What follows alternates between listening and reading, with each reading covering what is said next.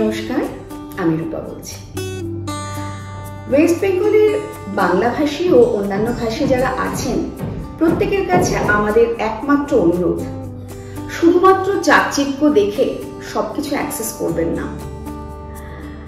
আপনার এলাকায় কোনো একটা অর্গানাইজেশন, সোশ্যাল অর্গানাইজেশন দেখবেন কিছুদিনের মধ্যেই অনেক কিছু প্রোগ্রাম করছে।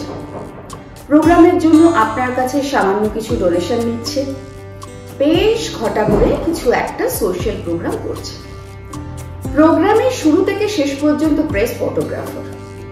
আপনি ভাবছেন কি না কি হচ্ছে, কারণ অ্যাকচুয়ালি ঠিক কি হচ্ছে সেটা দেখার বা বোঝার মতো আপনার সময় নেই, কারণ আপনাকেও কিছু না কিছু করে ইনকাম করতে হয়।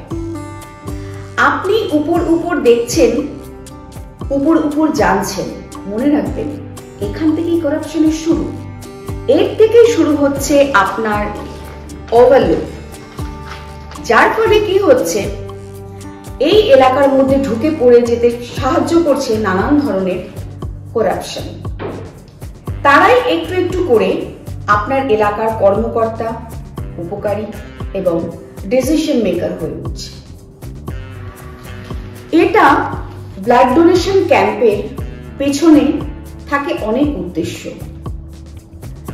অনেক গেম প্ল্যান। তাই সবাইকে বলছি, একটু সতর্ক থাকুন প্লিজ। মানুষগুলোকে ওয়াচ করুন, তাদের অ্যাক্টিভিটিসগুলো লক্ষ্য রাখুন। তবে এটাও ঠিক, এর মধ্যে কিছু ভালো অর্গানাইজেশনও আছে যারা শুধু কাজ করছেন এবং যাদের মোটো শুধু কাজ করায়, সেটাও লক্ষ্য রাখুন। আপনার এলাকায় যা কিছু ঘটছে সেটা তো আপনাকেই লক্ষ্য রাখতে হবে।